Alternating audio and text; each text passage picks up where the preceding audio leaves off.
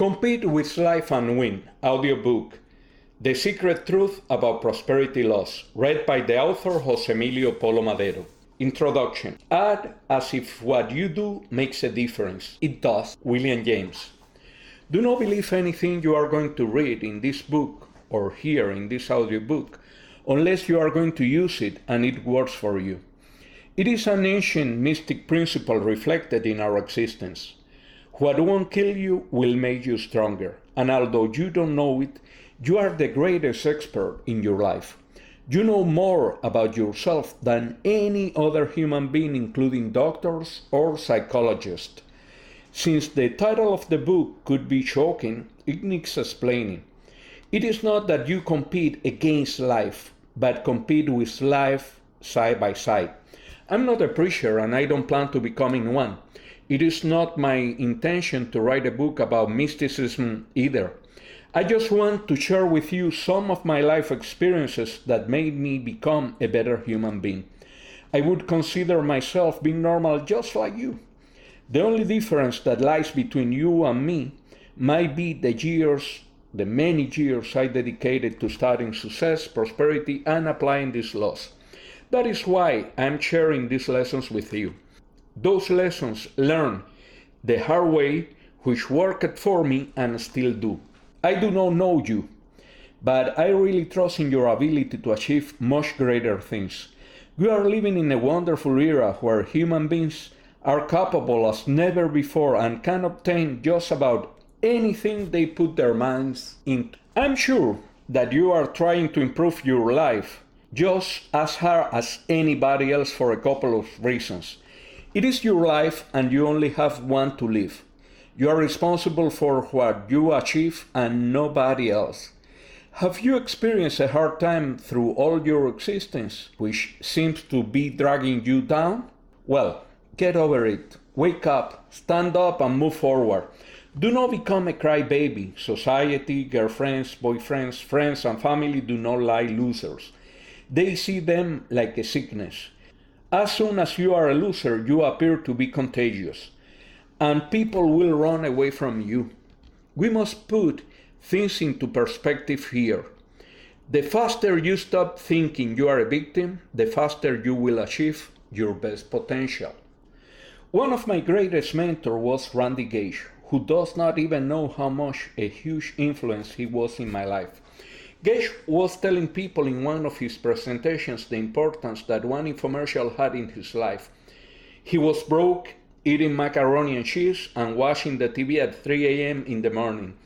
Randy told the people that were listening to him how he imagined this guy in the TV talking directly to him. If you are watching this TV show at 3 a.m., you are a loser. I'm pretty sure you are broke and you should stand up and get a life. Gage did it, and nowadays he's a multimillionaire, something many would like to be around the world. If you are reading this book, it's probably because you are striving for money. You have many shattered dreams holding you back and think you have no chance and are a complete loser. My advice, stand up and get a life. If you do not live your life, somebody else will. It could be an advertiser, a politician, a socialite, a newspaper man, or a priest, who knows. Realize how important you are to yourself and your loved ones. Do not overlook your responsibilities. Start being you and enjoy it. As Sting says in his song, An Englishman in New York, be yourself, no matter what they say. In order to prosper, you have to start by becoming accountable for every success or failure which you have been responsible for. If you do not realize your full responsibility, you will get nothing. You are always going to be busy blaming other people for your failures and counting on others to succeed. Even though we depend on others because we live in society, we could get what we are fighting for. However, we must understand that our success depends on our actions and not the support of others. There is this one friend of mine who had appointments with 18 different professionals, psychiatrists, psychologists, and the like, since he was 4 years old. His parents saw he was too smart for his age, and then they worried because he was not doing well in school. They always came up with an excuse to take his son to a specialist. As a result, they created a sense of dependence for my friend, and he was always looking for the approval of others. The cure came when my friend went to the doctor number 18, who explained to him, "You are a human being with problems to solve like everybody else. Do you think that I don't have any troubles or any traumas from my childhood? I do. But I solve them working on myself on a daily basis." The doctor made his patient understand a simple fact. Problems means you are alive and kicking. Anthony Robbins said, if you want to improve your results in life, you have to change the way you think. I want this to be the best book about prosperity you are going to listen to in your life. While I'm writing these lines, I'm learning how to be a better human being than the one I was yesterday. I am learning new things and practicing old ones in my own life. Although I don't have all the answers, I am on a journey to bring new prosperity into the life of others as well as continue bringing new prosperity into my own life, although I am a happy and prosperous man. I'm going to be talking about painful things in order to get to the bottom of what stops you from achieving your goals. For example, about why you are where you are today and why you are going to remain there unless you change something in your life. You can just spend each day complaining about how bad things are without taking action and getting up to do something different to make a change. You can leave the audiobook now or keep on listening. If you keep on listening, I would love to become your companion and teach you a lot of things that will change your life. Only if you want, of course. And if you practice these laws and never ever give up. When you are listening to something that explains the truth, you might want to try to analyze how you can make it work for you. Most likely, you are going to have to give it a try or maybe two, and you must open yourself to new experiences in your life without fear. I'm giving you the tools, but only you can make permanent and everlasting changes. I hope you have the guts or whatever it takes to get what you want. James Arthur Baldwin said, anyone who has ever struggled with poverty knows how extremely expensive it is to be poor. People who have been or are poor know what Baldwin was talking about. To be poor means to live a hopeless life, not knowing what is going to happen tomorrow, what are the children going to eat, what I'm going to do in the coming minute. To be poor means to give up our dreams to other people and to let those people tell us how to live our lives. Prosperity like happiness are divine gifts. Both are in us and around us today and every day. When you breathe pure air or when you drink water in a public place, that is prosperity too. We realize real abundance when we begin to appreciate the things that we have and then understand that being alive is a reason to be happy. The universe is a perfect machine that produces everything into which we put our attention. Where we put our attention, we fulfill ourselves. If you decide to be a happy person, you will be a happy person no matter what happens in your life. Do not get me wrong. I'm not saying problems will vanish away because you're happy. I'm saying you will have a powerful weapon to solve different situations and different problems. When we take responsibility for our actions, we see bad times as an opportunity to grow up. James Allen said many years ago, circumstances do not make the man, they reveal him. And you can say, you say so because you do not know how poor and miserable I am, how a burden my life has been. I have been through a lot. It does not matter where you have been or where you are right now. Your present does not say anything about where are you going to be tomorrow unless you settle for it. You are the real architect of your life, and you can grow as big as you want.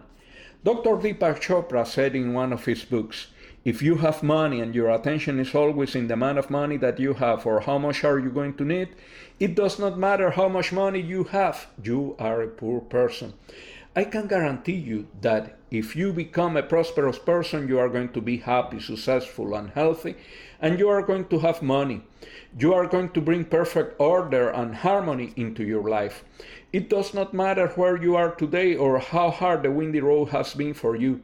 I have fallen more than once, and I am quite sure you have been there too.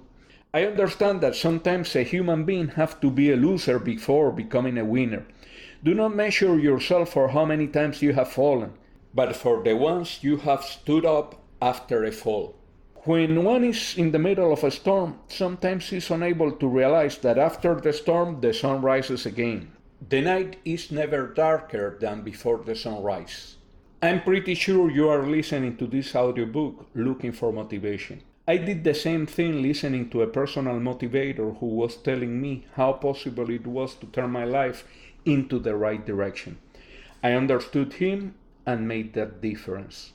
A big difference because I was broken. The possibility of a new beginning and the ability to dream was what made me rise when I was going all the way down. You do not have to express your dreams. People sometimes will not believe in you.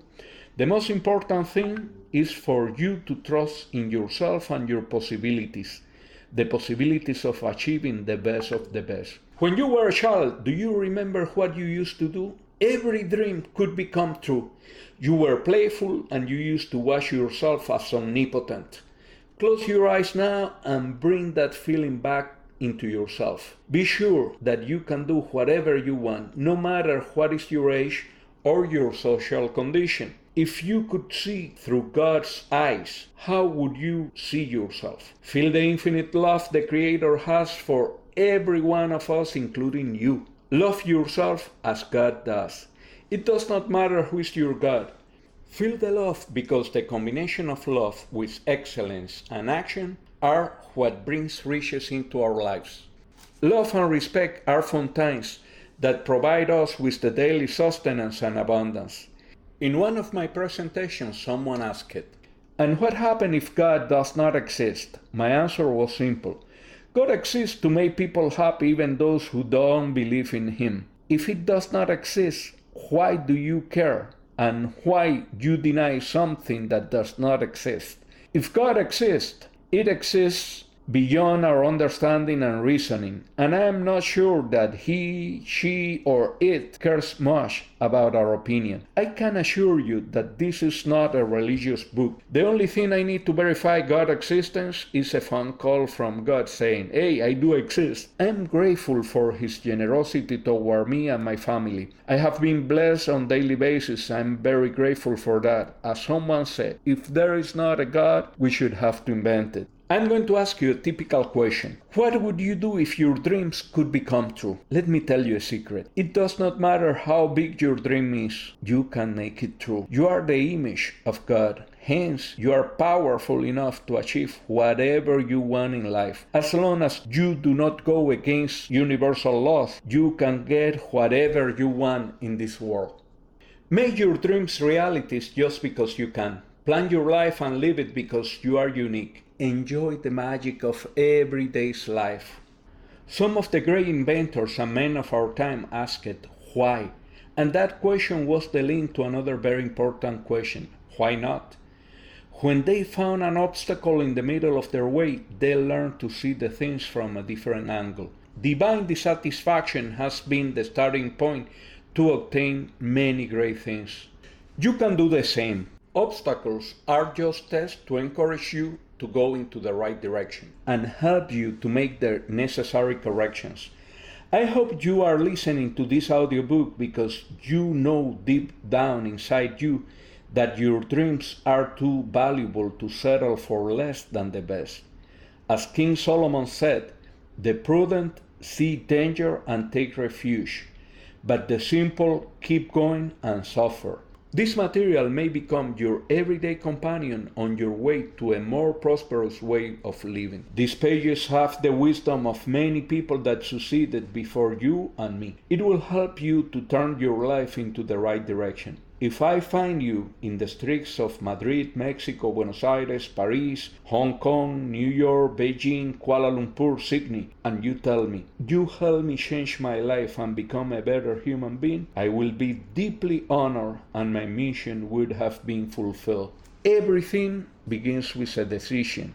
Decide to be as prosperous as you can and share your prosperity with others. That is what we are here for, to show ourselves and others the right path. Remember, prosperity is not a goal, it is a journey. Thanks a lot for making this audiobook your travel companion in your personal journey. Chapter 1. Winning is a must, no a choice. Losers let things happen. Winners make things happen. Dr. Roberto Avalos. Whether you think that you can or that you can't, you are usually right. Henry Ford. Only you can decide whether you become a loser or a winner. Nobody else can make that decision for you. Do not give others that authority. As we move on in our activities in a social environment, we get accustomed to react constantly on how people think about us and, of course, about our behavior. For everyone, the concept of winning is different. That is why it is so important that you realize what this concept means to you and live accordingly to your philosophy. What would you consider would be your greatest accomplishment? Money? A great relationship? A nice family? Houses? Horses? What success means for you? Why are you so worried with life if in the aftermath everybody loses it? Do not worry and get busy if you want to do something valuable with your life. Fernando G. de Campoamor, a Spanish writer, said, "Y es que en este mundo traidor nada es verdad ni mentira. Todo es según el color del cristal con que se mira." Basically, he means, in this world of lies and treason, nothing is false and nothing is true. It all depends on the color of the glass you are looking through. People react based on perception. You care less about the truth than the way you see it. Napoleon Hill, in his book The Laws of Success, states, "The most successful men and women on earth have had to correct certain weak spots in their personalities before they began to succeed. The most outstanding of this weakness, which stands between men, women, and success, are intolerance, stupidity, greed, jealousy, suspicion, revenge, egotism, the tendency to reap where they have not sown, and the habit of spending more than what they earn." You should know that when a person is always looking for a plan B, things tend to be less than perfect. That happens when we set the improper signs to the universe. Have you ever asked someone, "What do you want?" and that person starts telling you what he or she does not want instead? I do not want strawberry ice cream because I'm allergic to strawberries. I do not want almond, and so on and so on. 1 hour later, he or she does not tell you what he or she wants. The universe cannot differentiate what you want or what you don't want. It only creates what you are constantly thinking or saying. What you express is what you get. So be wise on how you express yourself. In your private conversation with the universe, you are supposed to say what you want. Instead, you are saying what you don't want to say because at that point, you really don't know what you want. Meanwhile, you are complaining about what the world has provided you with, overlooking and sending mixed signals. Realize what you want and after deciding, focus on the goal and follow it. Napoleon Hill, in his book Think and Grow Rich, explains to us that every human being, in order to obtain what he wants, has to be a leader. And the following are the major attributes of leaderships. 1. Unwavering courage, based upon knowledge of the self and of one's occupation. No follower wishes to be dominated by a leader who lacks self-confidence and courage. No intelligent follower will be dominated by such a leader for a long time. 2. Self-control. The man who cannot control himself can never control others. Self-control sets a mild example for one's followers, which the more intelligence will emulate. 3. A keen sense of justice. Without a sense of fairness and justice, no leader can command and retain the respect of his followers. 4. Definiteness of decision. The man who wavers in his decisions shows that he is not secure of himself. He cannot lead others successfully. 5. Definiteness of plans. The successful leader must plan his work and work his plan out. A leader who by guesswork, without practical and definite plans, is comparable to a boat without a rudder. Sooner or later he will crash on the rock. 6. The habit of doing more than pay for. One of the penalties of leadership is the willingness of the leader to do more than he requires of his followers. 7. A pleasing personality. No slovenly, careless person can become a successful leader. Leadership calls for respect. Followers will not respect a leader who does not grade high on all the factors of a pleasing personality. 8. Sympathy and understanding. The successful leader must show sympathy for his followers. Moreover, he must understand them and their problems. 9. Mastery of detail. Successful leadership calls for mastery of details. 10. Willingness to assume full responsibility. The successful leader must be willing to assume responsibility for the mistake and the shortcomings of his followers. If he tries to shift his responsibility, he will not remain as a leader. If one of his followers makes a mistake and shows himself to be incompetent, the leader must take the responsibility for the failure. 11. Cooperation. A successful leader must understand and apply the principle of cooperative effort and be able to persuade followers to do the same.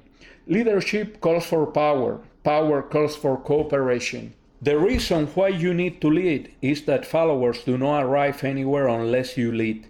Your capability to lead says a lot about where you are going to be in your near future. You have to run your life like a corporation of one person. If you fail, your company fails. As simple as that. The only thing you have to keep in mind is that as long as you do not give up, you have not failed. If you want to boost your morale, you have to start by changing. The only person you can change, that person is you. Do not live like a ship in the middle of the ocean going nowhere. Sometimes it is difficult to accept the full responsibility of our failures because it is easy to blame somebody else for our mistakes, and we do it often. Failure is not real until you have accepted that you failed. Dr. Norman Vincent Peale said, "It is always too quick to quit." And he was a personal motivator that was publishing books for more than 70 years, and his books are still bestsellers. Winners change the world only when they become better. There is a story of a man who wanted to change the world. After trying as hard as he could, he did not do it. Then he tried to change his country and found it almost impossible to do.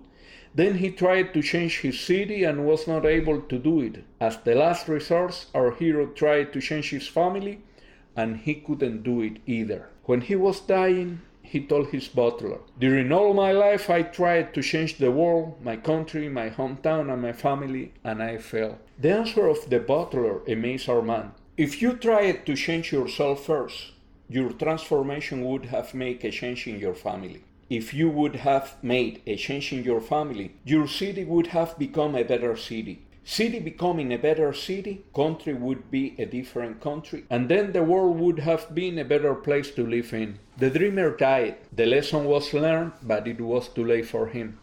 Think beyond your limitations. Be as great as you want to be. Imitate the Creator in all His greatness. Abundance is infinite, and it makes us richer when we share it. It is noble to think that we are not here to compete with God, but to complete His work, to maintain the energy of the Creator and His light circulating in our lives and in the lives of those who interact with us. Enjoy every day of your life as if it were your last one. One day it will be the last one.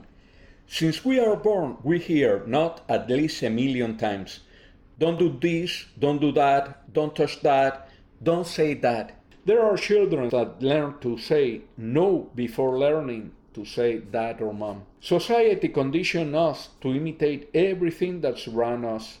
We follow fashion, we want to buy the house or the car somebody else said was the perfect one for us. We are victims of magazines, TV shows, newspapers, and advertising. We can become machines that answer at the commands of other people, even without realizing it. Advertisers put ideas in our minds for us to react in certain ways, so we can buy whatever they want us to buy.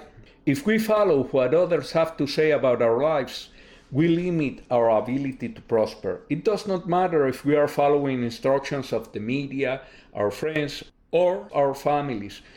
None of these ideas serve our greater good. Grow up and do whatever you have to do in order to improve the quality of your life. We do not have any good reason to limit ourselves and become imitators. We need to create and to go out of our comfort zone to bring better things into our realm. We do have the power to change society's programming. We marry the person who is similar to our father or our mother, we imitate their lives, and that is the perfect recipe to failure. We study what other people want us to study. We leave our dreams forgotten in a corner to remember them when it's too late. So, in that way, we lose our life. In our homes, long time ago, what our fathers used to make was good enough for the surviving of the family, even if we had to have 2 jobs, and the same happened later with everyone's mother. Nobody wanted to be better than mom or dad, and to be as good as they were was good enough. Family also used to celebrate poverty as something special. It is spiritual to be poor. We are poor, but honest. Who has not seen an uncle or an aunt crying with the soap opera where a rich guy left the poor and pretty girl for the rich and beautiful girl? That does not make our families and friends neither better nor worse. The model is the one we should not be following. We are being programmed by the media and our surroundings, not realizing why we don't prosper. Furthermore, at a subconscious level, we are happy with our miserable existence. We are tempted and programmed not to leave our comfort zone. There is nothing normal in being poor. Poverty generates envy, sorrow, murder, domestic violence, drug addiction, and a lot of pain. Poor people can be excellent human beings as well, but they have nothing to offer to other people or themselves except kindness. It is not good to be poor, period. It is not good to see our child or someone of the family crying for a toy and not having the money to buy it. I know it because I've been there. It is important to know we have been programmed, but also that we can change those programs and the way we believe in them. We can create our own movie, our own soap opera, and we can be the writer, the director, and the main actor of this one. We can change the quality of the material we face. We can improve the quality of the magazines, books, or movies that we bring into our lives. You can be the marvelous person you always dream of if you decided to do so. You can also leave on aside the social media. Everyone has something that they can improve here and there. We are not perfect.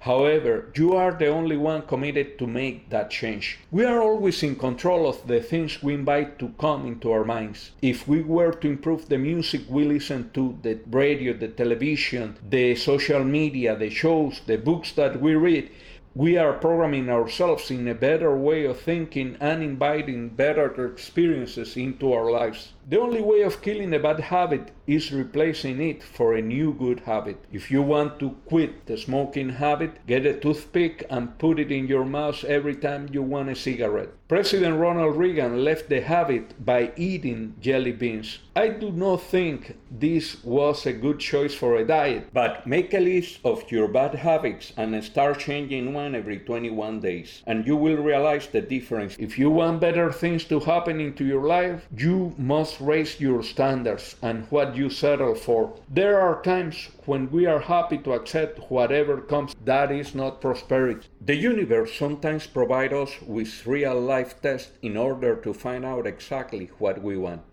It is good to let the Lord, higher being, universe, or God, if that is not exactly what you want. Maybe what I'm telling you is not what you want to hear, but I'm going to tell you something that is going to make a difference in your life and is going to make of you a better human being. And that's what counts. There are two standards for abundance. One is where people get things by any means without caring about whom is hurt on their way to the top. This attitude only brings riches to its owner. It's not prosperity, and it does not last. And if it does, it costs a lot to the beholder. These are the people with money, but not rich or prosperous. These people made theirs and other people's lives miserable.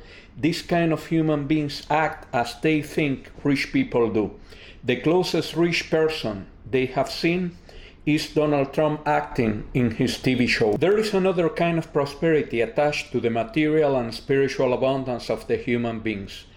Those who follow this school act with integrity and are looking for the common good. These human beings are interested in leaving a legacy in their time and in the world. Think seriously in leaving a better world for your children and the children of their children. Our planet is the result of good people that, even knowing that they were going to die, left a legacy. It is impossible to use a perfume without other people smelling it. When we become prosperous, we transform our environment even without noticing. We start acting different. We are the main actors and actresses in our adventure. Start acting different if you want different results. Enjoy every single day and see it from a different angle every time. Try to comb yourself using a different hand, or button up your shirt using a different hand. Those exercises will make your brain more alert and will turn off the automatic system that you use in all your acts. As every game has its rules, prosperity has rules too. Once you play by the book, you start seeing how everything changes. When we dance well, the world takes our pace and dances as well as we do. Some of the dynamic laws of the prosperity are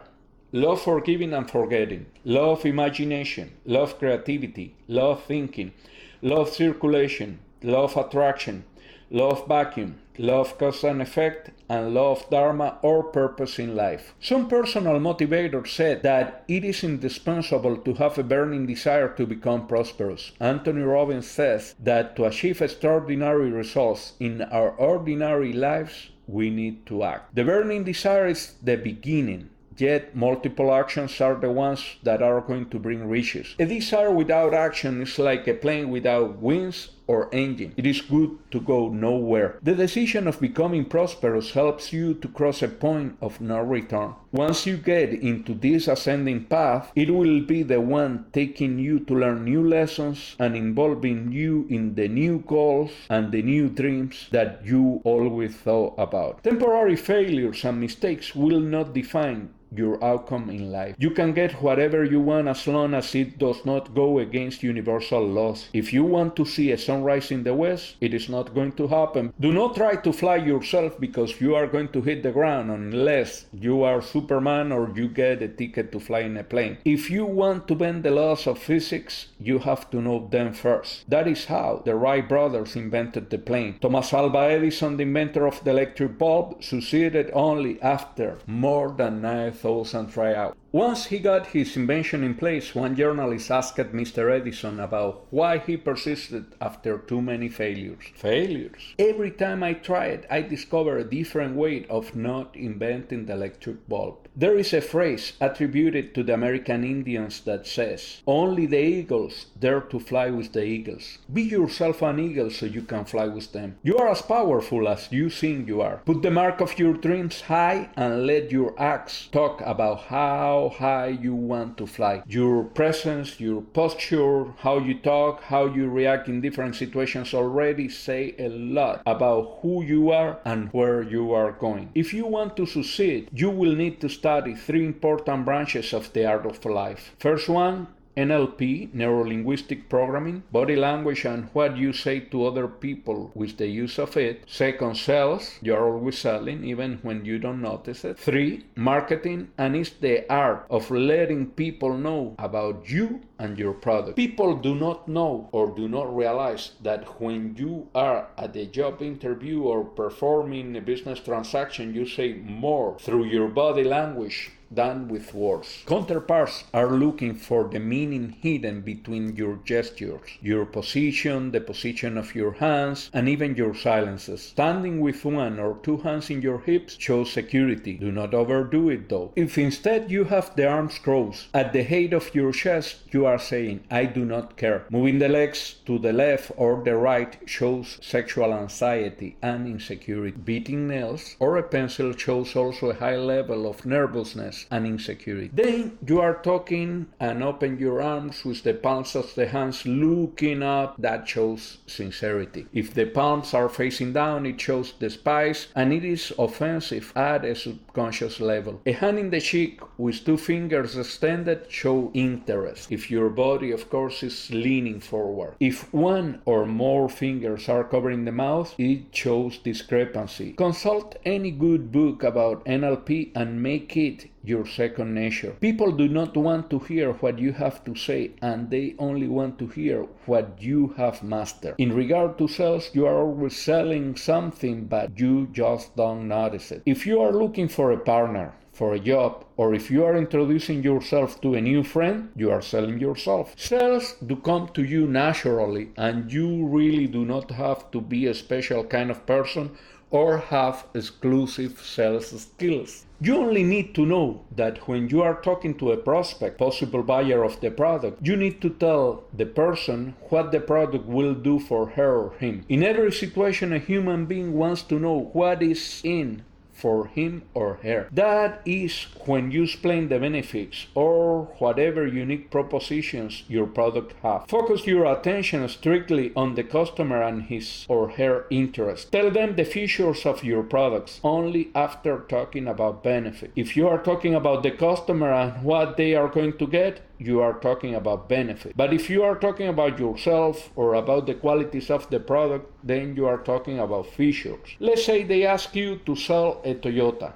one of the best cars in the market today, and you begin to say, this car has 4 cylinders and has been acclaimed as one of the best cars on its class. You are talking about features, not benefits.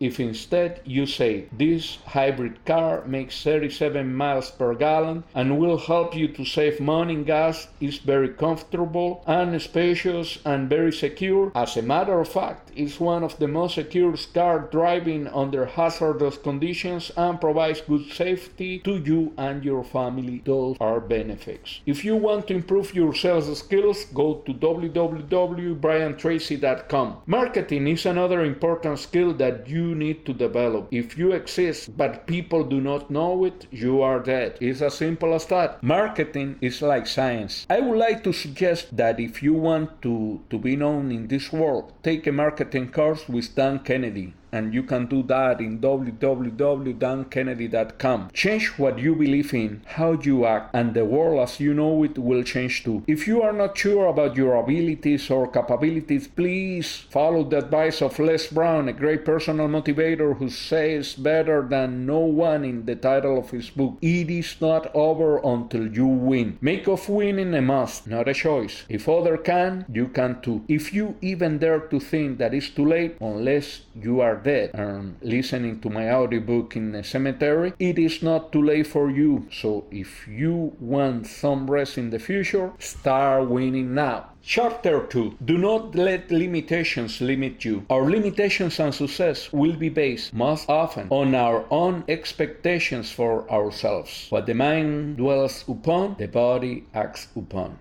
Dennis Whaley. Limitations live only in our minds, but if we use our imagination, our possibilities become limitless. Yami Paulinetti. Success is created first in the mind, Every human being is unique. There is only one small problem. If you are listening to this audiobook, it is because you do not know how special you are yet. We are selective in the way we recall our memories. Let's put it like this. Maybe one day somebody said that you were stupid, lazy, or something negative that you did not like. Long time after that, you still recall this incident and what was said. So you begin to justify why you are miserable or start feeling compassion toward yourself. Keep in mind that you choose what to remember, and it is better to remember the good moments in our lives than the ones that are traumatizing. You are the one in charge of selecting what you prefer to remember. For every bad moment in your life, I'm sure you have enjoyed 100 good moments. Yet, we prefer to remember the bad ones because those are the ones that keep us in our comfort zone. I don't know what's your opinion on yourself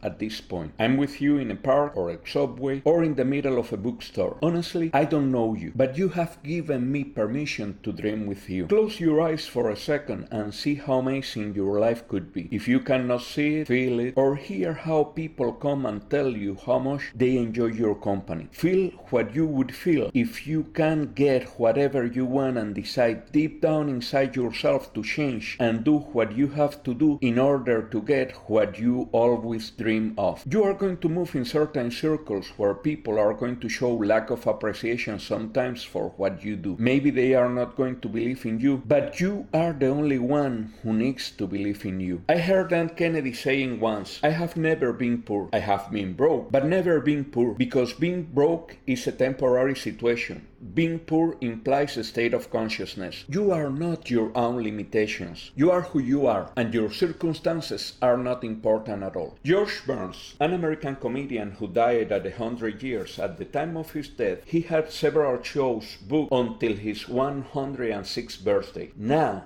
that is what I call being optimistic. When Fred Astaire was auditioned for the very first time, someone in Hollywood said, he's bald, too old for the role, and he can dance very well either. Regardless, that did not stop Fred Astaire from achieving his dream. He became one of the most successful dancers and actors in the history of the big screen. Limitations, external or internal, are states of mind. It is up to you to surpass your own expectations. If it is in your mind and you feel deep inside that you can do it, you actually can do it. Honestly, trust and remember my words when I tell you that you can actually do it. Chapter 3. Karma or cause and effect. Life is a never-ending instruction in cause and effect. Ralph Waldo Emerson. If you do not have passion for what you do, you are going to go nowhere. Jorge Perez. The law of cause and effect is the law of all laws. This law demonstrates that everything a human being does will have consequences. If you do a good deed, you will receive good deeds. If you harm people, in the future you are going to get hurt too. Whatever you put in the big bang of the universe is what you are going to get back. Some people say, look at this person, he's a crook and he never gets paid back for his action. That's incorrect. We have invented time as a way of measuring things that are not measurable. Sometimes we see people suffering, and those who cause sorrow apparently live happily ever after. Do not get me wrong, those people are going to pay for the consequences of their acts eventually. Time is an illusion, and that is why we do not realize how important the law of cause and effect or law of karma is. And you could ask, what this law has to do with prosperity? Everything. Sometimes we block good things that come to our life as a result of our past deeds. You can make this law work for you if you consciously realize the good and the bad things that you have done in your life. Offer the good ones to the universe and try to repair the bad actions you have done. Offer the person affected a way of solving a situation where you were involved. If that person is not anymore in our lives, try to do something good for another human being and offer the universe this action as a repair for our former mistakes. Once we do that, we are helping the divine energy to flow within us and through everybody. Once we realize our mistakes, it's very important to forgive so we can put in action the law of forgiveness. Whom we forgive? We forgive ourselves for the mistakes we have done in the past and others for the bad deeds they have done to us. With this step, we let divine energy to flow all around us. Don't think that with this step you are benefiting others when everything is done for your mental health and your own good. Sometimes we have an argument and we stay in the argument for 4 or 5 days, even for years, when the other person has already forgotten everything. When we have animosity for someone, we are blocking the energy that is within us. When we send negativity to the space, we are circulating against us the law of cause and effect. Whatever we put in life, we are going to get back.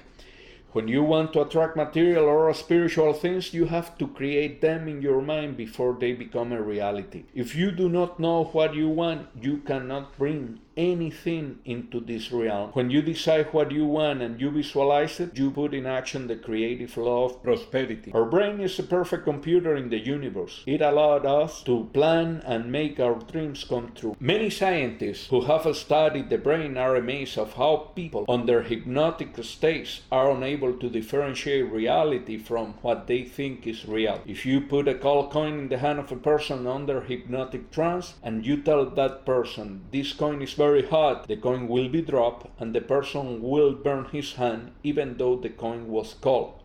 The subconscious mind works in a strange way. There is no difference for the mind when we think of the new car that we want or when we have it. Observe the history of dictators and human beings that had caused great sorrow to mankind and how they have finished their lives. Some people prefer to ignore this law because it is difficult to have integrity in your life. It is not easy, but it is easier than being a crook and paying the price. I knew a priest that every time he was leaving a place, his last words for his friends were, "Be good." I asked him one day, "Why do you always say the same phrase?" He said, "I am remembering myself to be good in the meantime that I remind others our compromise with God that is good to us 24 hours, 7 days a week." It is almost impossible for you to be good 100% of the time unless you are a saint. Once you start growing as a human being, you tend to do well all around you every time you can. Growing is a constant process that takes all our lives. Therefore, it is better to start as early as possible. Be careful what you think most of the time, because you are going to become the result of your thoughts. Once you start fantasizing, the subconscious mind will follow you and will try to tell your conscious mind how to make a reality of your thoughts. Someone said once, "Our thoughts are prayers." Whatever we put in our mind becomes an invitation to get into our lives. Chapter 4. Forgive and forget. The weak can never forgive. Forgiveness is the attribute of the strong. Mahatma Gandhi. To make mistakes is part of the human condition, and if you prefer it in a sweeter way, there are not mistakes, only lessons to learn. It does not matter what you think about it. You do the same actions again and again as well as every one of us. Someone said that insanity is the art of repeating the same actions hoping to obtain different results. It is important to make a balance of what we have done wrong in the past to find a way to forgive us as well as we forgive others. Some people are not able to forgive others as well as themselves. They think that to forgive is something so dramatic that they would not even consider using the word as part of their vocabulary. It is noble to forgive. It cleanses the soul and generates a vacuum to fulfill life with good. When a big problem haunts you, use your free will to forgive everyone who has created burdens for you. You will realize that when apparently there is not connection between the forgiveness and your problem, your forgiveness will improve substantially your quality of life. A friend of mine asked me for advice about her bad relationship with her father. Since she was a child, she remembers how abusive her father was toward her and her family. I asked her to tell me about her relationships with men. She was a magnet for failure. All the men in her life were abusive and consequently her relationships became shorter every time. I told her, "Forgive your father from the bottom of your heart and let any resentment go." She went ballistic. "How do you think I'm going to forgive someone who have hurt me so badly?" From one moment to another, I became the villain of the soap opera. Do not say anything that you will later regret. Go, meditate, pray, and let me know your decision. The experience was painful for you, but as long as you keep rekindling your pain, you are hurting yourself by becoming a servant of your pain. I gave her the best advice possible with the information I had at the moment. I felt sorrow for her pain, so I prayed. 2 days after our conversation, she called. I cannot guarantee you anything, but I'm going to try. That was a good sign. She had to solve that situation for her good sake. There are things in life that you cannot try halfway. I told my friend, if a woman is pregnant, she will be fully pregnant, not half pregnant, not a little pregnant, just pregnant. I said, if you forgive, you better do it all the way. Do not come to me with fairy tales like, I forgave him, but I didn't forget. That is like saying you are half pregnant. If that person would die today, are you sure you would keep so much resentment and hatred in your heart? Would it be worth it? Forgive and forget, at least to a level where you can develop a relationship with that person again and not becoming a judge. She decided to forgive her father completely. She opened the doors of her house and let the fresh air in. Her life became a magic adventure. My friend has a wonderful relationship with her new boyfriend. Her example set new standards for her family. She has a better profession, a new home, and by doing so, she became a better human being. We are a perfect creation of God, and sometimes we are too harsh with people we love and with us. Once you arrive to a certain age, you are in charge of your life. It is your choice to accept a God of revenge in your heart or a God of mercy, giver of prosperity among other gifts. Some men encourage you to be poor and accept misery as a travel companion, while they travel in expensive cars and live surrounded by luxury. The reason they want you to be poor is to keep a control of you and your family. A rich and prosperous human being is very difficult to manipulate because he or she will make freedom his or her goal in life. Prosperity is not a sin. In his book Prosperity, Charles Fillmore wrote, it is a sin to be poor. And you better believe me, I rather would live by these teachings than by the ones that say that my God has to be an angry and cranky old man. God loves the people with a great heart. That's the way I feel it. If you want to solve any theological discrepancy, go to your priest. I'm not one. You're a result of what you did yesterday. This does not mean necessarily that you will be in the same place tomorrow if you change the way you act and see the things around you. You can create your destiny as you want. You are a result of your wildest dreams. You can correct the course of the river of your life.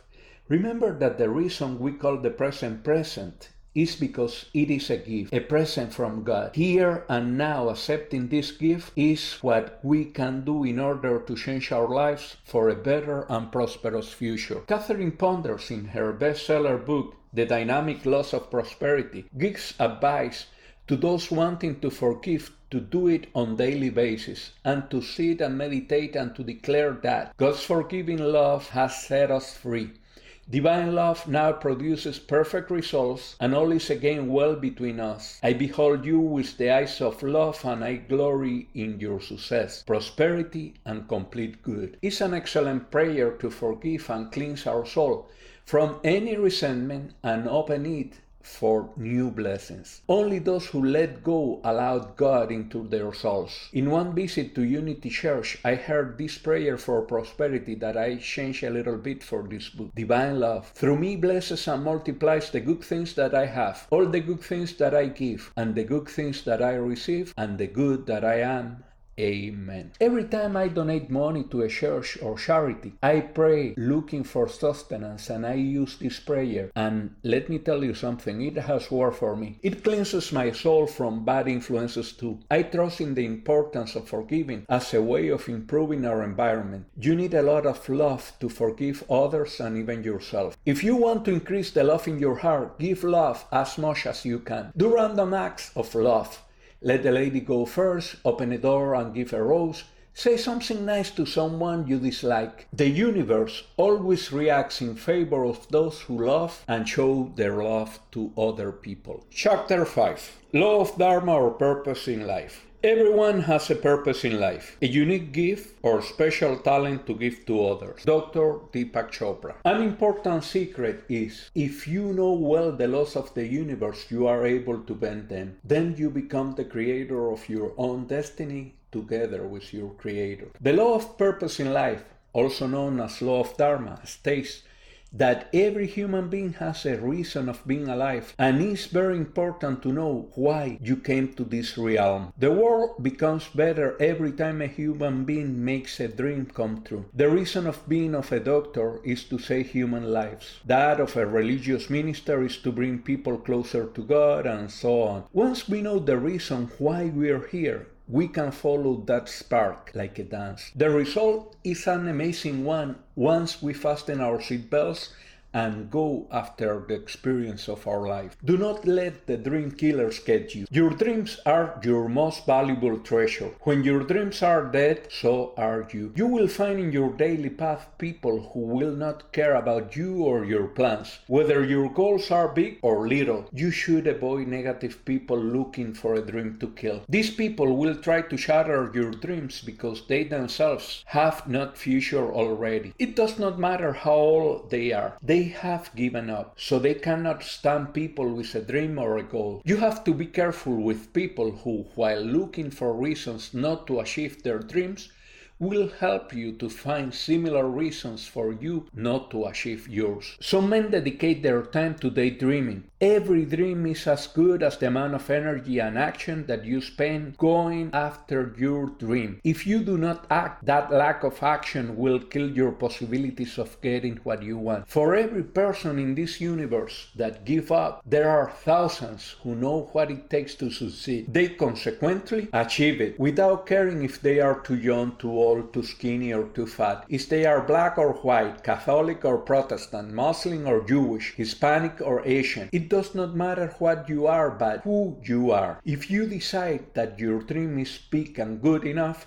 do not let anyone to stand between you and your goals. God is the provider of all our riches. We cannot give what we do not have. So if you want to start taking control of your life, write in a paper what is your purpose in life. What will make you happy to serve others as well as yourself? Why are you here in this world? After you have a clear purpose, write in the same piece of paper your goals in life. Then write in another paper your goals for the next 12 months. Keep it out of sight for a couple of days. Get those papers and start to scratch the things that are not important to you. Take a double look at the things that you really want to achieve and trace a plan of action to obtain them. And set priorities for what you want to get in the next 12 months. Then start acting, because something terrible happens when you do not act. Nothing. The people who achieve what they want often agree that everything starts with a plan, yet without action, there is not prosperity. If we take a century to discover our reason of being in this world, then we are dead already. Do not procrastinate with important things.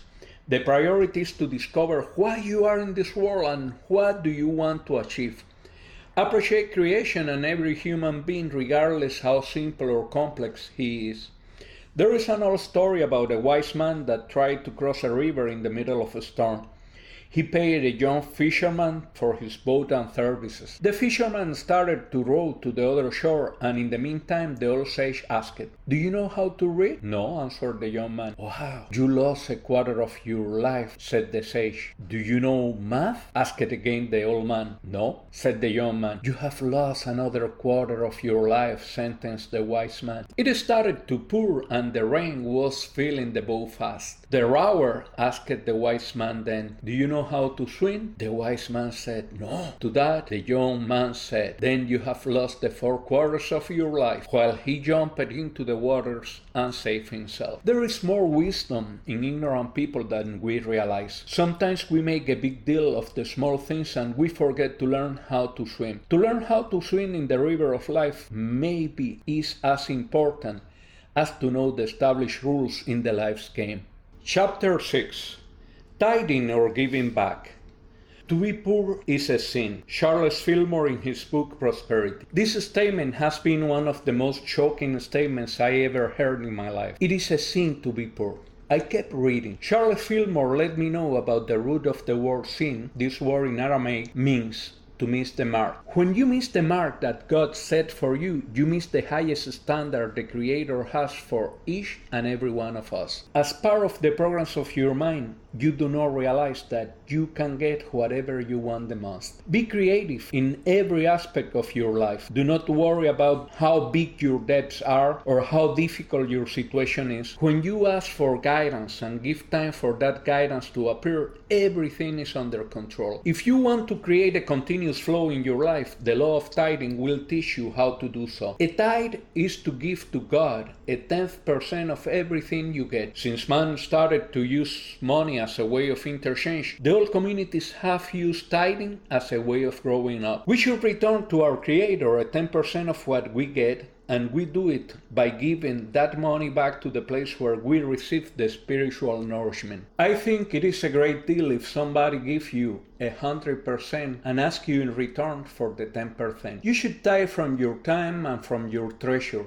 Your time is always welcome in institutions that help others, and your money build churches and hospitals and a lot of things for a better world and to help other people in need. Some think that when you give, you become poor. In reality, when you give, you are circulating the blessings of the universe. There is nothing of what you give that will not come back to you multiplied. We live in a world where there is abundance everywhere. It is up to you to appreciate and to value it. If you have it, but you don't give it back, you are blocking the interaction of the law of circulation that states that energy has to move forward to manifest again in the world. You should create a plan to circulate prosperity when this comes to your life. Be ready to invest your money back. Whom are you going to help? What difference are you going to make in your world? We should create a discipline to take a 10% of what we make and return it to the Creator. Another 10% to pay our debts. Another 10% to reinvest and use the rest, the 70%, in your daily sustenance. When you start giving things that you want the most in life, you will be surprised to see how much it returns to you by different channels. There is a perception that the cosmos gives things for free. That's incorrect. The creation will not give you anything free. If you want a tree, you have to plant it. The law of giving and receiving let us know that you reap what you sow. Many of us are accustomed to receive without giving. That is why the universe passes the bill later and with interest. You do not eat a fruit before planting a tree. First, you put the seed on the soil. Then you water it. The tree grows and gives you fruit. When we want something, we have to give something in advance. Calderón de la Barca, a Spanish writer born in 1600 and died in 1681, wrote a poem about a sage who was picking and eating grass, and while he was eating, he was leaving some grass behind. While he was eating, he asked himself, "Is there another man in the world as poor as I am?" Then he turned his eyes back and saw another wise man eating the grass he had discarded. Some people say, "If I see it, I believe it." Faith as well as prosperity works in different ways. You believe it first and then you see the results. The law of vacuum teaches us a principle we learn in physics. Two things cannot be in the same place in space at the same time. If you want to buy new furniture, you have to dispose the old one. You cannot have the new furniture occupying the same space of the old one. This law works in all spiritual and material aspects of life. If you need love, give love. If you need material things, give the material things you do not use. Put in circulation the energy you want to receive in your life. You want new clothes? Give a church or a charity all the things that you don't need anymore. The last and not least important law is the law of attraction. Probably you heard of it in the movie The Secret. It's also well known as the law of vibration. We move within a vibration field, and our energy vibrates. In the range we move, we attract things and persons that are in the same range we are vibrating. When we are in the middle of a dysfunctional relationship, we have to realize that we are the ones attracting that into our lives, because we are responsible for our choices. Someone asked me once, What happens when you are not the person taking the decision? You are always in charge. You are the one who does the right or the wrong decisions. Nobody else does. Until you do not realize that you are responsible for your actions, you will not get the things you want in life because you are not fighting for what you want. We are the result of what we bring into our lives. Sometimes we do not pay attention to what we talk or what we think. Words, as such, are very important because with them we build our world. The universe was built with the word. When you say, I'm going to do this or that, you are affirming. It is becoming a decree. Once you vibrate in the same range of what you want, you are going to get what you are looking for. If you want to be a millionaire, start by watching them, think like them, act like them. Our subconscious mind acts in the way that we program it to act. This mind does not differentiate right from wrong. When we watch bad TV or listen to negative things about ourselves, we are creating programs, or better said, viruses, that later on, when we want to achieve great things in life, those viruses come to our conscious mind to tell us, no, we can't. When we were children, we heard the word no a zillion times. And then, when we thought we could reach the moon without needing a rocket, someone came and said, if you want to go to the moon, you have to study many years to become an astronaut and get a shuttle to go to the moon. Or you can be a billionaire that can afford a trip to the moon. Maybe you wanted to be a poet and reach the moon with words, and such people killed your dreams. Walt Disney said, if you can dream it, you can do it. Your results are going to be a result of the effort that you put in getting what you want. French writer Antoine de Saint-Exupéry wrote in his book The Little Prince, essential things are invisible. You can only see well with the eyes of the heart. If you close your eyes to see inside yourself, you can see fresh up your past dreams abandoned because they told you those dreams were impossible. Anything possible for anyone is possible for you too. If you realize that there is not any probability of failure in this life, you will realize that it does not matter how big your dream is. You can make it a reality. Failure is only possible when you give up. If you do not give up, if you are persistent in your dreams, you are invincible. If you try something several times and you do not get what you want, try it in a different way. Make corrections to your plan as many times as it needs. Check what you can do differently and do it anew. Listen to advice from wiser people, those who know how to get what you want. Anyone can have an opinion about anything, but those who have gotten what you are trying to get are the ones that should be your trusty advisors. Get around the people that do not settle for anything except the best. Chapter 7. Imagine and create. Thou shalt decree a thing, and it shall be established unto thee, and light shall shine on thy way. Job 22:28. I heard this story before, but since I'm not authorized to reveal the name of the protagonist, I'm going to talk without telling names. Long time ago, a well-known billionaire was in debt in the billions. The banks were trying to seize his properties and bring him to bankruptcy.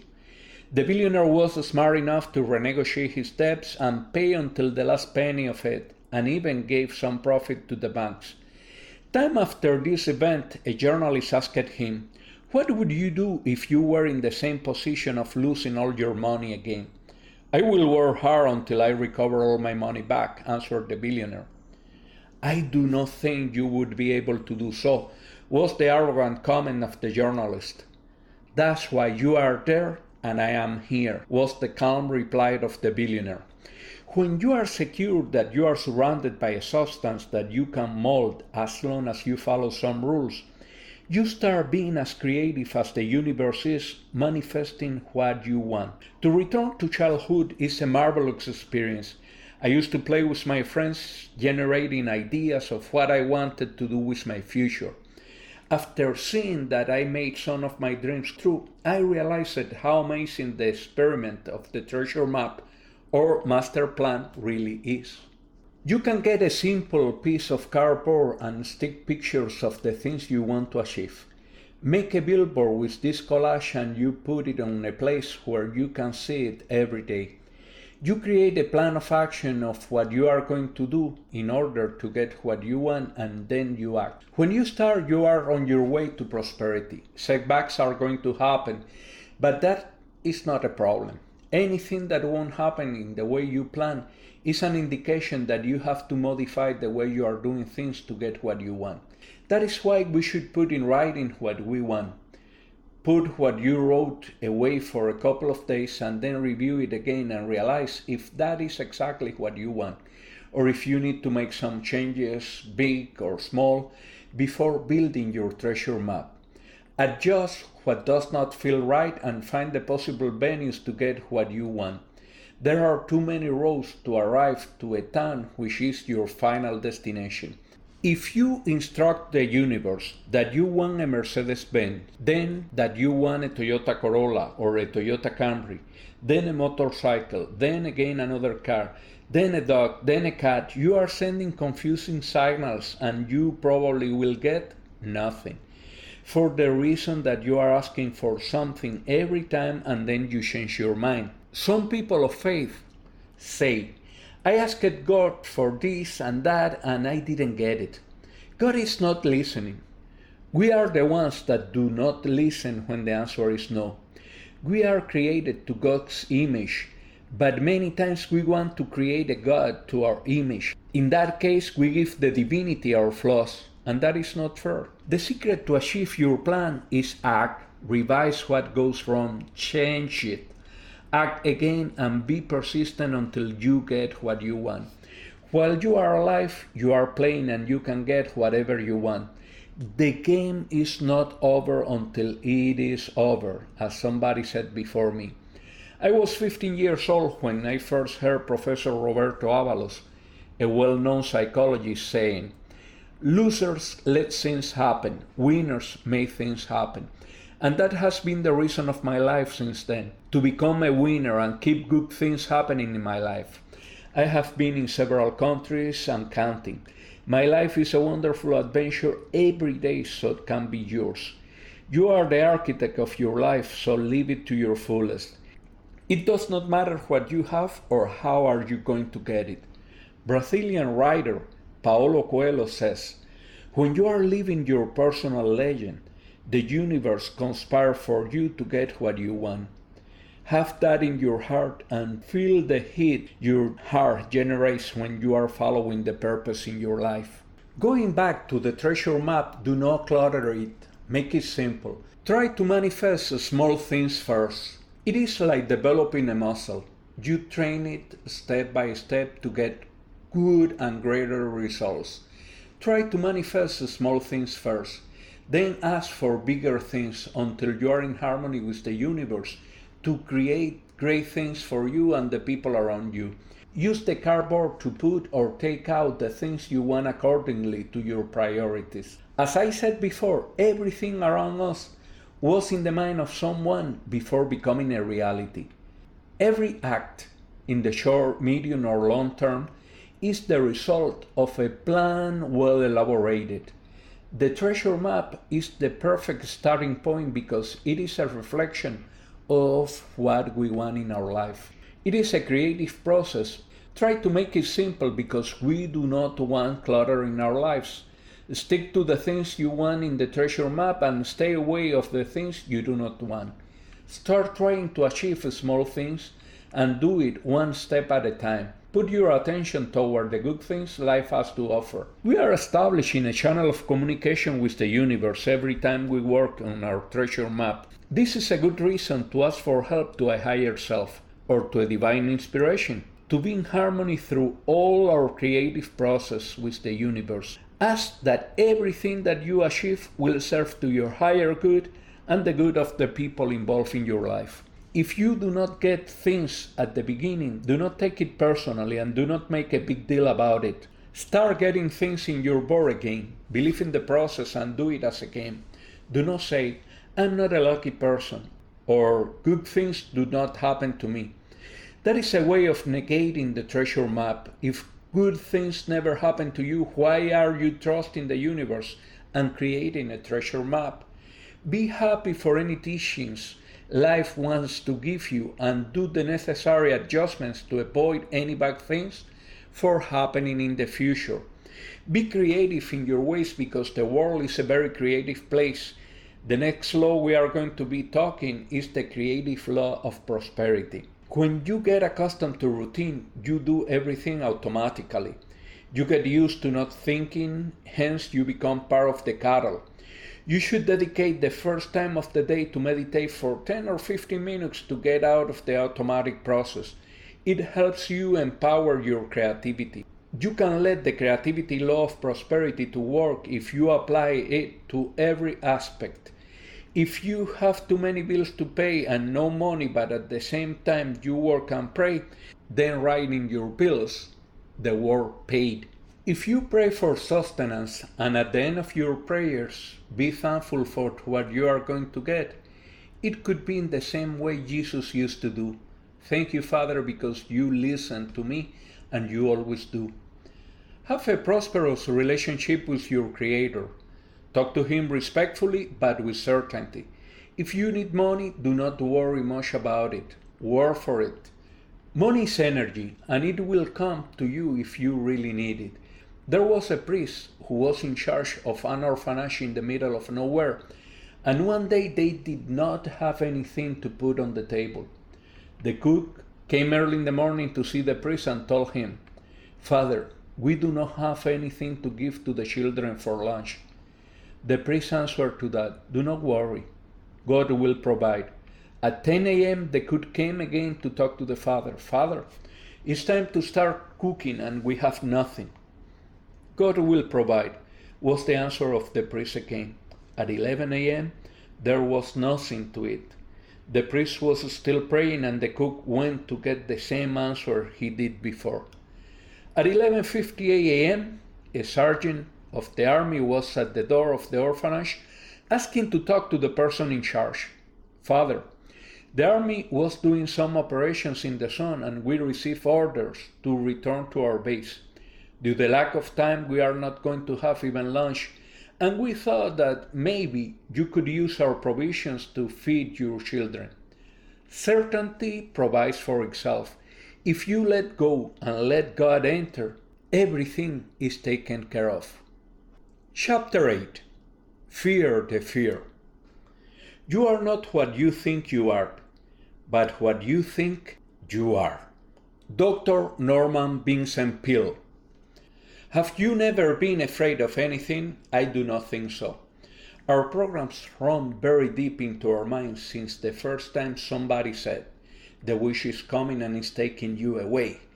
Something so poetical that traumatized us for the rest of our lives. We stay in our fears for so long that we are not able to improve ourselves. Sometimes we are old and still afraid of things that we should not be afraid of any longer. The person who has many fears dies many times. We move many of the programs of our childhood to our financial matters. We are poor, yet honest. Money is hard to get. Money does not grow in trees. Hard-earned dollars. Pinch pennies, save dollars. We all listened these phrases before. Those slang phrases are detrimental to us. They have programmed our subconscious mind. We are always afraid that there is not enough money or that we could become poor. We do not realize that our fears prevent us from obtaining what we want and also severely limit our prosperity. We have to go out for the money or the things we want. We must realize we are one of a kind. A lot of the people who teach prosperity won't tell you this part, and you will spend a lot of time waiting for the money to drop out of the sky. You have to work for what you want. Sometimes you have to do it in the middle of misunderstanding or solitude with people around laughing at you because they do not understand your vision. This is the reason why we get afraid, one of many. One of the main motivators in our life is fear. The other one is pleasure, and the other one is pain. Fear to lose the little money or the status we enjoy. We have to try new things and not being afraid of the unknown. If you do not jump, you will never know if the parachute is going to open. I know this is drastic, but that is how a lot of things are in life. A friend of mine who became a millionaire told me once, I have never lost the perspective. I arrived to this country having nothing at all. He used that thought as a weapon against the anguish and the fears, so he was able to improve on a daily basis, take calculated risks, and move forward. He has achieved every dream he followed. If you aim for the moon, you always can hit a star. Do not forget that you came to this world barely with an Adam suit and nothing else. In a presentation, Dan Kennedy, a personal motivator, portrays the fears that face the people who want to have money. A. Having money will create all sorts of problems for me. B. Having money will alienate me from my family and my friends. Z. Having money will make me a target to be taken advantage of. D. Having money will make me a bad person. E. Making money too easily is wrong. F. Rich people are unhappy. G. Money won't buy happiness. The three first are a reality, and you cannot do anything else than living with them. When you have money, you will have a different type of problems, a different quality of problems, and that's fine. And if you change the word problem in your mind for situations, then you go ahead and solve them. Money will reveal the character of your friends as well as yours. You will gain visibility and you can be attacked. Nobody throws stones to a tree that does not bear fruits. I'm sure you can find another 10 or 20 reasons not to have money. About the rest, do not even worry. Making money easily is better than do it in the hard way. Rich or poor people are happy in proportion to their philosophy and their abilities to enjoy life. It is true that money does not buy happiness, but it buys many things that make your quality of life better and enjoyable. Act as much as you can and think in the meantime. Do acting the most important part of your strategy to riches. If things do not come in the way you want, correct them. Make better plans and try your approach in many different ways so you can get other outcomes. You become what you think the most, so do not be a product of your fears. You are a result of your integrity, and when you are a person of honor, it is okay to be afraid, but also it's your duty to defeat those fears. As soon as you do it, and start acting, your existence will improve a lot. Where your attention is, you are. Part of elevating your consciousness level includes doing what you have to do to get what you want. There was a lazy man dying because he was not able to provide food for himself. The mayor of the small city, as a charity act, organized the funeral. All the people in town went to the funeral. They were carrying the open casket over their shoulders with the starving man on it. One of the men of the village told the lazy man, I will give you some rice so you do not die. It is cooked or raw? Asked the lazy man. It is raw, answered the villager. Then go on with the funeral, was the final answer. The fear to live as well as the need to do something made him choose death over action. People who do not act get nowhere. There is an old Latin phrase that says, audaces fortuna juvat.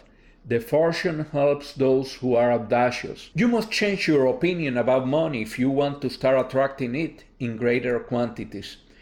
You move away from the things you are afraid of and attract the ones that give you happiness and joy. I know that it's difficult to work to eradicate your fears, but you have to do it on a daily basis. It is great to be alive and enjoy it without having anything holding us back. Fear freezes us in many ways. That is the main reason why you only have to be afraid of fear itself. Do not be a coward.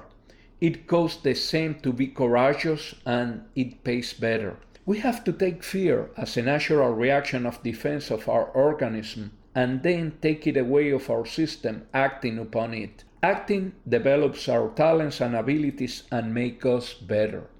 We sometimes think that positive thinking alone will bring riches. It is part of a process, but by itself it does not bring prosperity.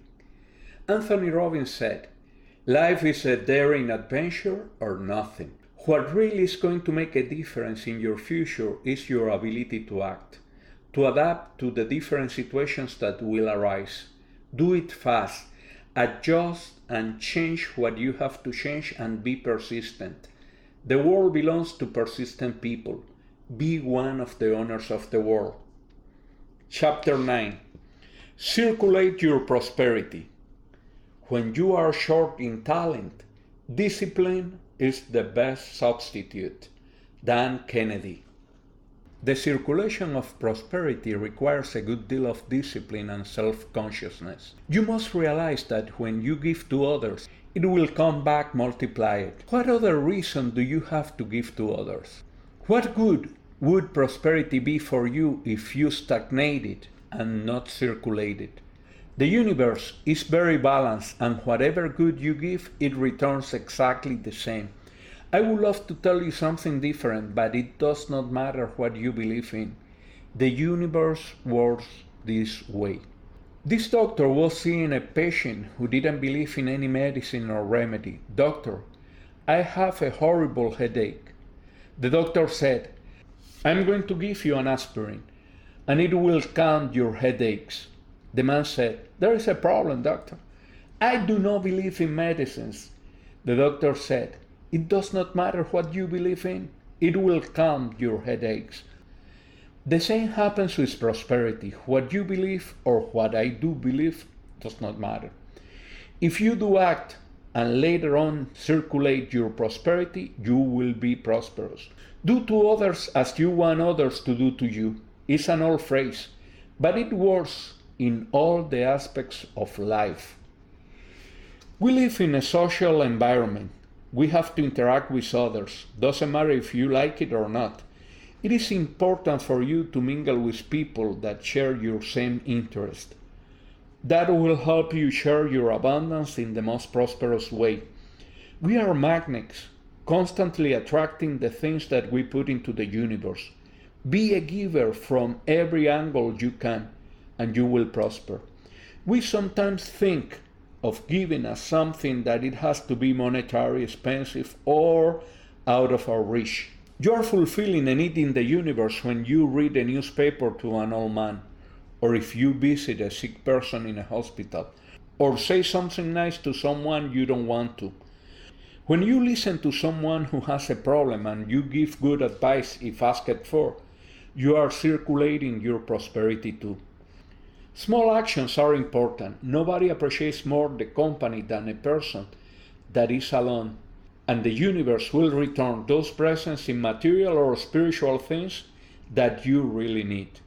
We interact with our environment in very different ways. Some people say that bad things in life are free. That is partially true. It is great when you can see a sunset in Sarasota, Florida, or the sun rising in the middle of the African savanna in Angola, or the Picasso's Guernica in the Museum Queen Sofia in Madrid, or Leonardo's Mona Lisa in Paris, or the Sistine Chapel on Vatican City in Rome. God has spread beauty and abundance throughout the entire world. It is up to you to appreciate what God has done through His hands or through men's hands for you and for me. Let me continue with some special steps for prosperity seekers.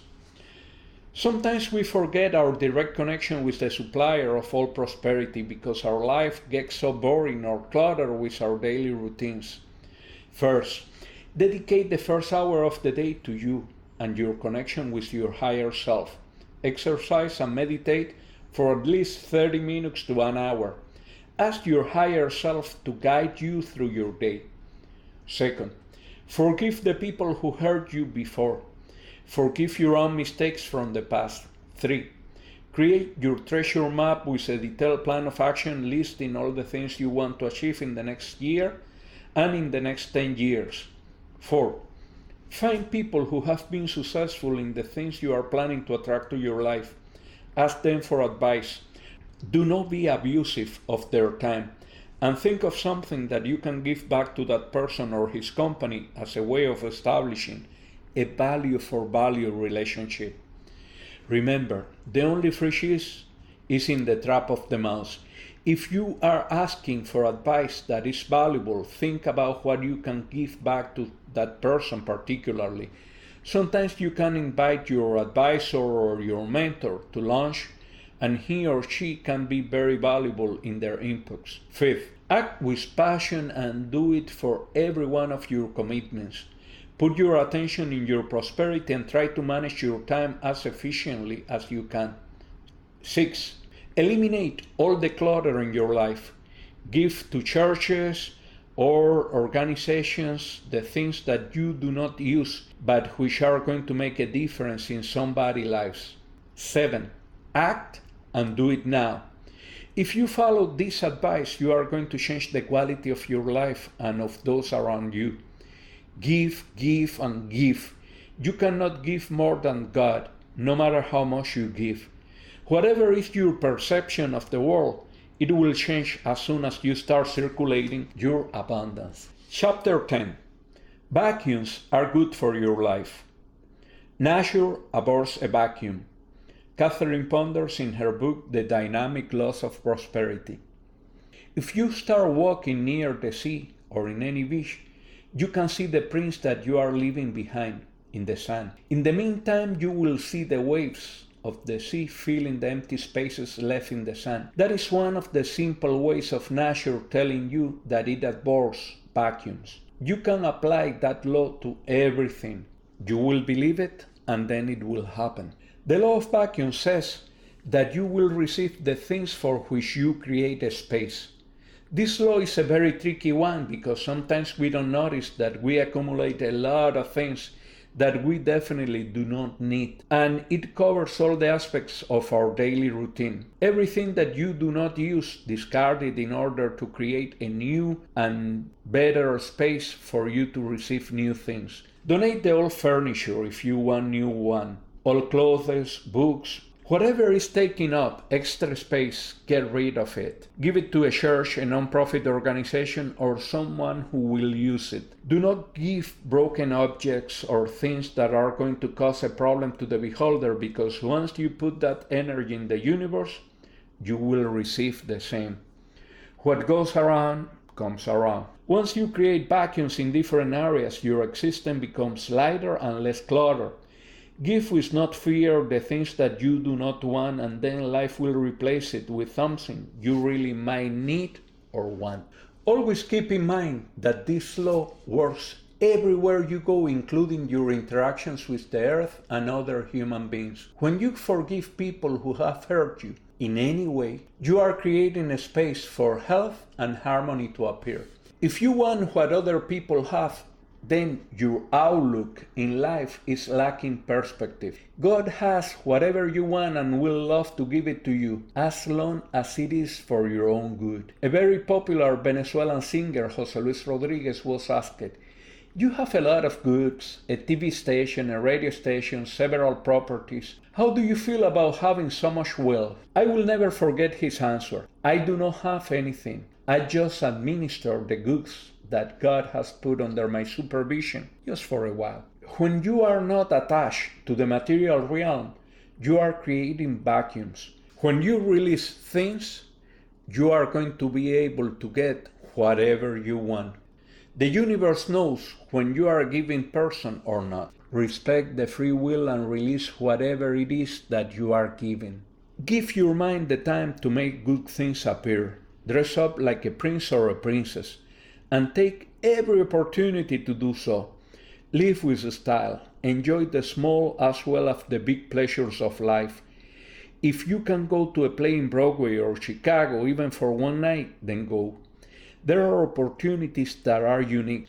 I never have the chance of seeing the Beatles playing live, or fly the Concorde, or see Celia Cruz performing live.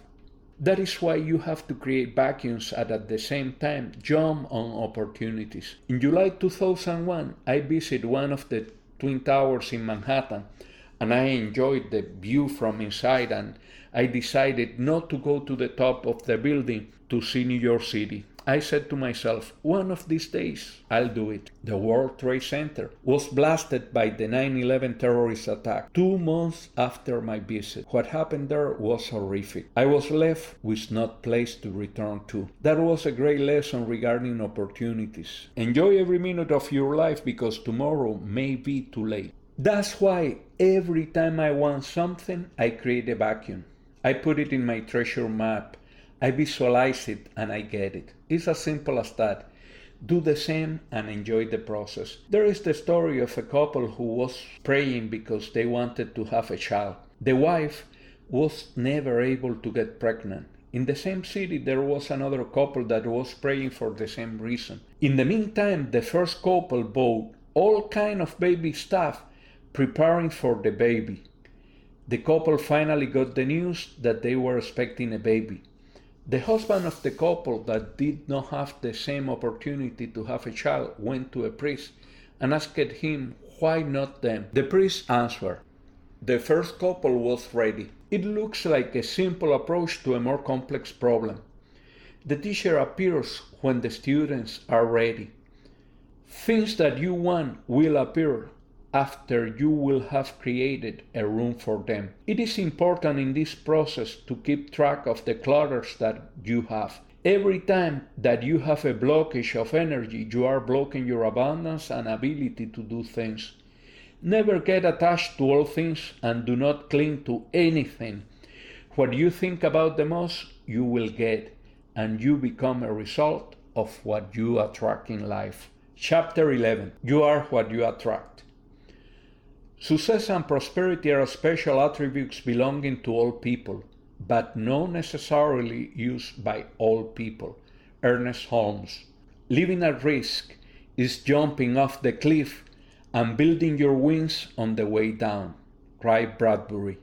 You are the result of several beliefs and programs that were planted in your head from several sources that you have been nourishing for a long time. Those programs or minds paralyze you and do not let you reach your potential. It is to your best interest to change your life once and forever. Napoleon Hill, in his original version of Think and Grow Rich, defines decision and lack of decision. Lack of decision is a major cause of failure. Procrastination is the opposite of decision. If you are influenced by the opinions of others, you will end up with no desire of your own. Keep your own advice by reaching your own decisions and following them. Take no one into your confidence except the members of your mastermind group, and be sure in your selection of this group. Friends and relatives often limit us with their opinions and humorous criticism. You have a brain and a mind of your own. Use it, please. Reach your own decisions. If you need facts or information from other people to enable you to reach a decision, acquire those facts or secure the information you need quietly without disclosing your purpose. Keep your eyes and ears wide open and your mouth shut. If you wish to acquire the habit of making fast decisions, do it. Those who talk too much do little else. If you talk more than you listen, you not only deprive yourself of many opportunities to accumulate useful knowledge, you also disclose your plans and purposes to people who will take great delight in defeating you because they may envy you. Tell the world what you are doing by showing them. A thought backed by a strong desire has a tendency to transmute itself into its physical equivalent. Those who reach decisions promptly definitely know what they want. They are leaders in every walk of life. They decide quickly and firmly. That is the major reason why they are leaders. The world has the habit of making room for people whose words and actions show that they know where they are going. We begin to see, therefore, the importance of selecting our environments with the greatest of care, because environment is the mental feeding ground out of which the food that goes into our minds is extracted. Napoleon Hill.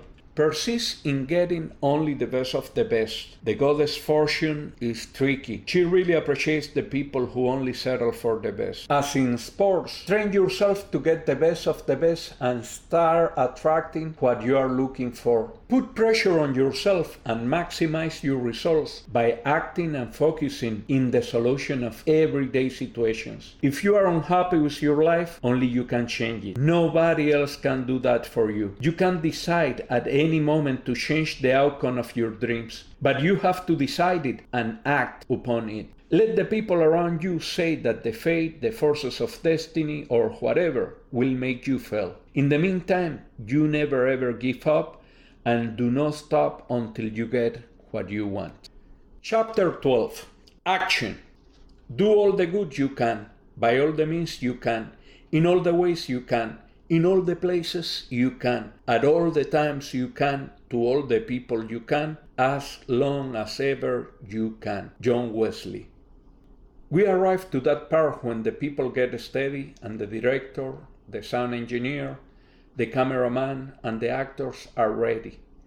And the director then yells, "Action!"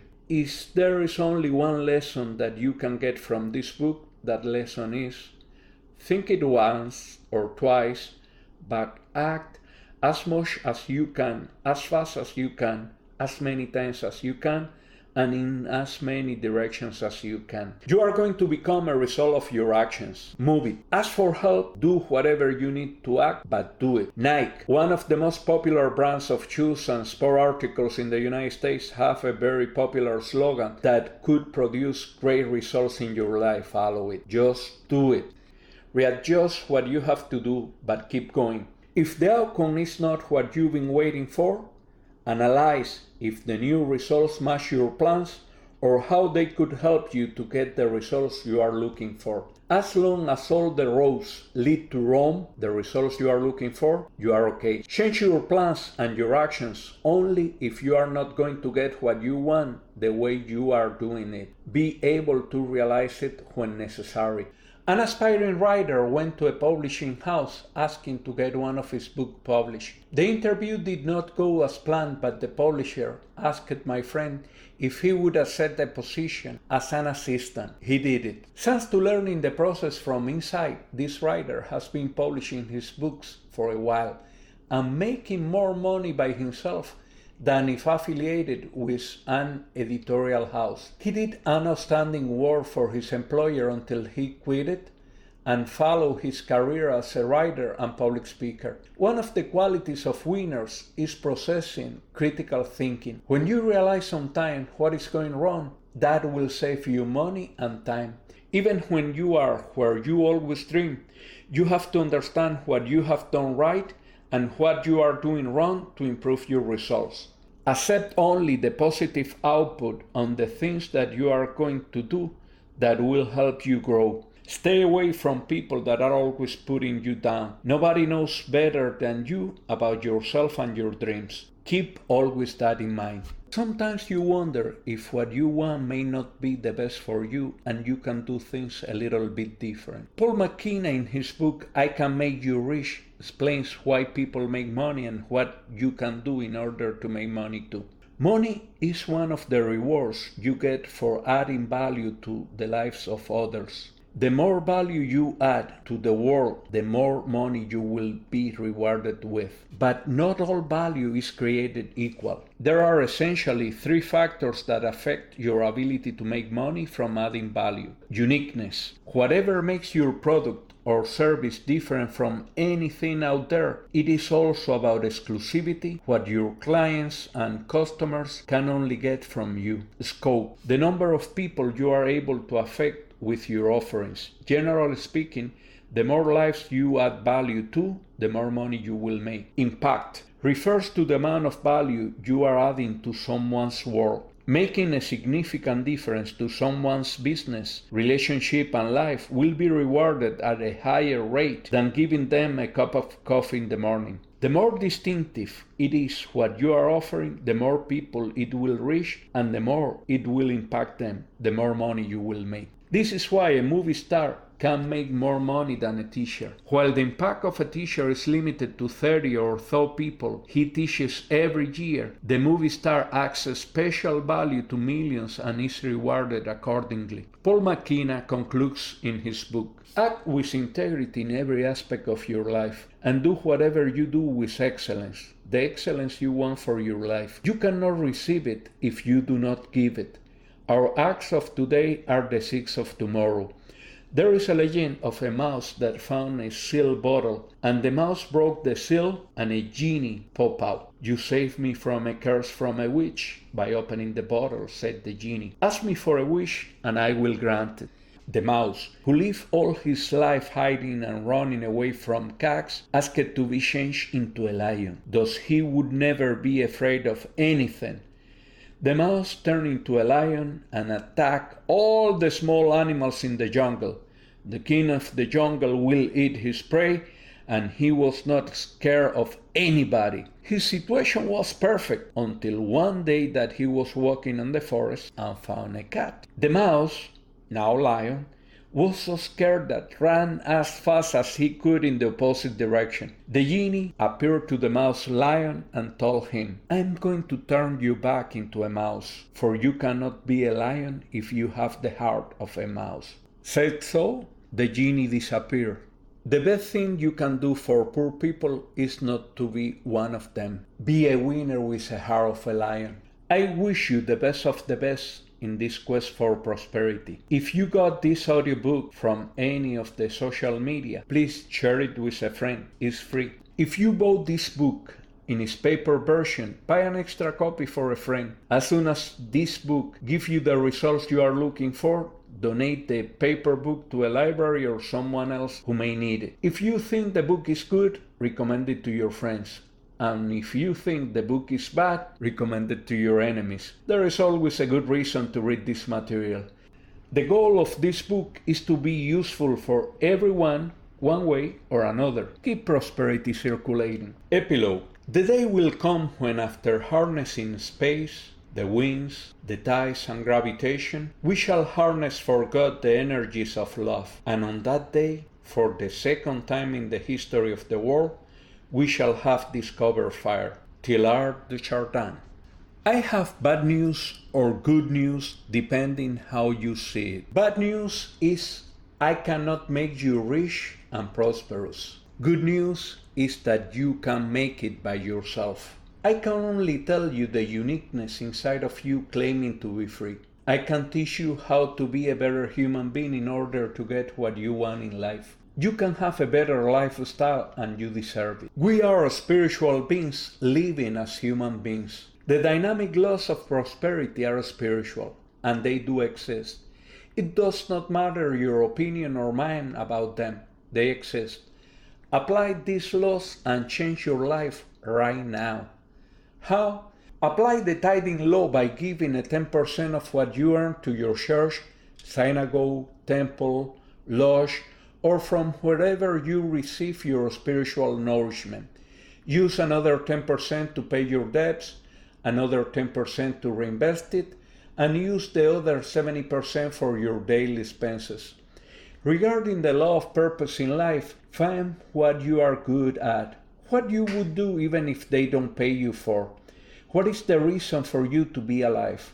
What can you do to help others while following your vocation in life?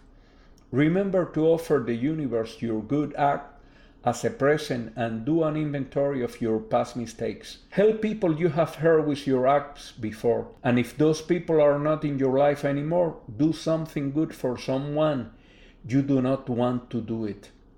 Offer good actions every day to the universe as a payment for the things that you have done wrong and do not know about it. Forgive those who have hurt you before. Absolutely everyone, including family, friends, enemies, known people, unknown people. Remembering every bad thing that has happened to you in your life is a burden for you to carry. When you forgive, you are letting go any bad blood or bad energy that is still in you. Give thanks for the lessons even when the outcome is not that good. Try to learn from everything, because if you do not learn your lessons, you will repeat the experiences until you do it. Life is the greatest school. Visualize what you want and stick to it. Do not change your ideas every day in order to properly use the law of creativity on your behalf. Decide what you want to get and write it down. Put in detail the things you have to do so you can make out of a dream a reality. Leave the paper somewhere for a couple of days and read it again. Realize if that is really what you want and go after it. If you need to make changes, feel free to do so. Do not tell everyone about your plan because you are spilling energy. Tell only the people who are an important part in the execution of your plan and will help you to go to your success. Otherwise, tell no one. Constantly check whatever must be changed if things are not going in the right direction. Listen to the feedback of people that are helping you to achieve the results. Receive criticism to improve your plan. Sometimes we do not realize what is wrong with a plan until it's too late. But when somebody else sees it, it will save us a lot of energy, time, and money. Every day, meditate and visualize what you want early in the morning. Have simple tastes, a la Oscar Wilde, who used to say, I only have the simplest tastes. I'm always satisfied with the best of the best. Use the creative law of prosperity, thanking for the things you have and the ones that you are going to receive before getting them. Plan how to distribute your prosperity among others. Plan how can you change the world of others thanks to your prosperity. Write on your bills paid. Direct your attention to what you want, not to what you do not want. Make a treasure map and be creative on your daily routine. Do not worry much about where you are right now, but where you are going to go. Use the prosperity law of circulation in planning the circulation of your prosperity. Think of how are you going to invest your money when it starts pouring in your direction. Circulate your abundance to avoid stagnation. Apply the law of giving and receiving. If you want to receive, give. There are people that may say, I have nothing to give. Nobody is so poor to have nothing to interchange with the creation. If you want to get something, offer someone else something he or she needs. There is always something you can do or give to others. You can give a rose to an old lady. You can visit someone sick and bring him a book. Use the law of the vacuum to bring new riches into this realm. Every empty space is to be filled. Everything we want to manifest must have a space to be in the physical world. If you want a car, have a space in the garage for it. Do not have your garage full of books, papers, or tools. These things clutter the space and will not allow energy to circulate freely in your house. If you want new shoes, give away the old ones. Do the same with all clothes, tools, and whatever you think is taking an unnecessary space in your home. Get accustomed to clean spaces to help the circulation of energy. When using the law of attraction, keep in mind that we attract what we are, but also that we are what we attract. Be aware of what you think, talk, feel, and see. If you are constantly talking about how bad is the economy or your financial or emotional situation, you will not be able to improve your life or status because your attention is focused on the negative, in the lack. You will get the things you put your attention on. It does not matter how good or bad they are. Energy brings to you the same energy you generate. You can say, how can the universe be so stupid to bring something bad to us? The answer is simple. Your free will attracts what you settle for.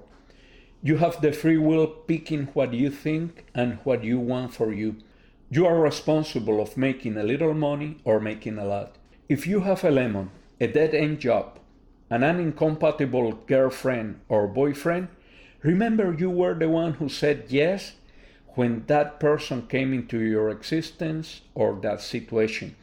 You did not try harder for a better job, a better car, better twin soul, or whatever better option you might have had when you were looking for it. There are situations out of your control.